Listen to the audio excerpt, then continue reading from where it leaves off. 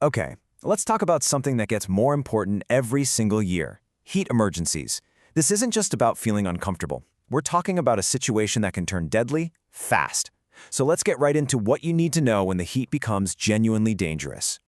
You know the scene, right? It could be a summer concert, a day at the beach, maybe just a barbecue in the park. Everyone's having a blast. But then you notice someone, they're not looking so good.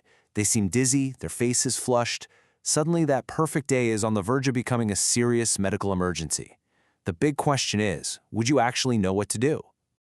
All right, so the very first thing, and honestly the most critical part of all of this, is simply recognizing that there is a danger.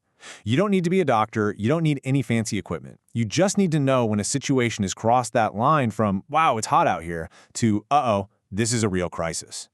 That's it right there. I want you to think of yourself as a detective, arriving on the scene. Your job isn't to make a diagnosis, it's to gather clues, and you need to do it quickly. The story of what's happening is all around you, you just need to know where to look.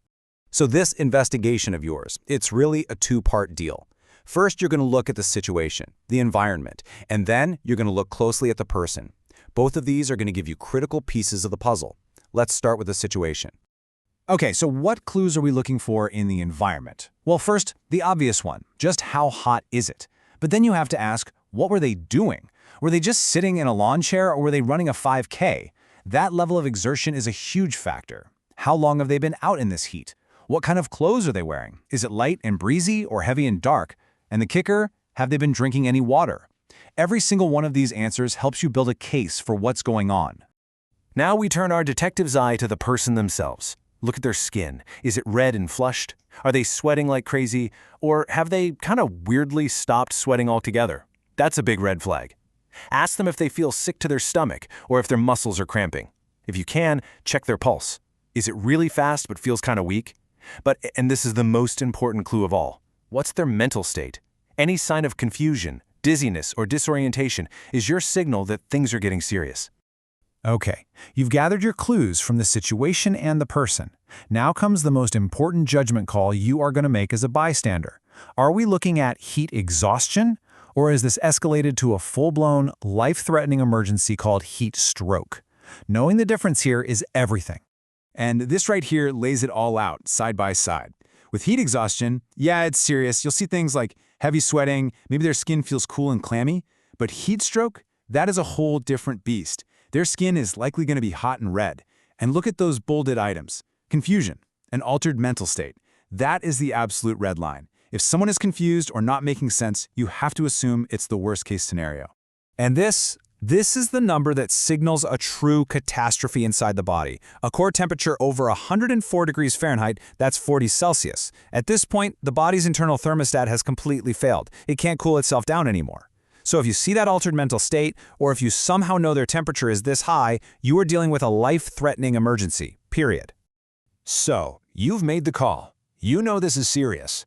Now what?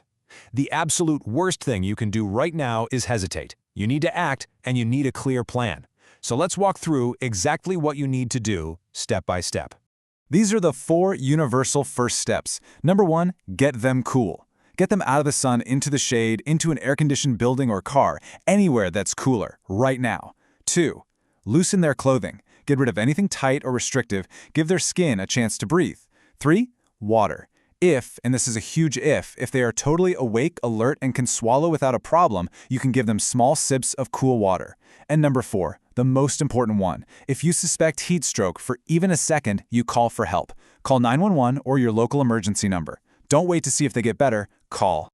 All right, so you've called for help. The ambulance is on its way, but those minutes while you wait are absolutely critical. You're not helpless. In fact, you can start doing the very things that the pros do to save lives.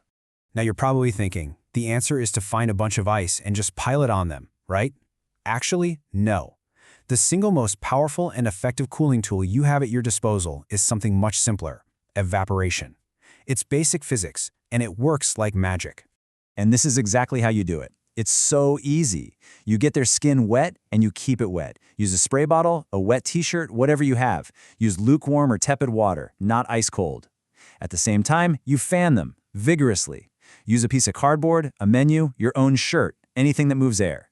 This combination of misting and fanning basically puts the body's natural cooling system, sweating, into hyperdrive, and it pulls heat out of the body incredibly fast.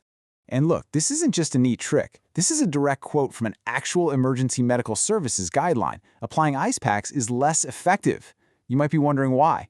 Well, when you slap something super cold on the skin, it can cause the blood vessels right underneath to clamp down, and that actually traps heat deeper inside the core. Evaporation doesn't do that. It just cools the whole system down efficiently.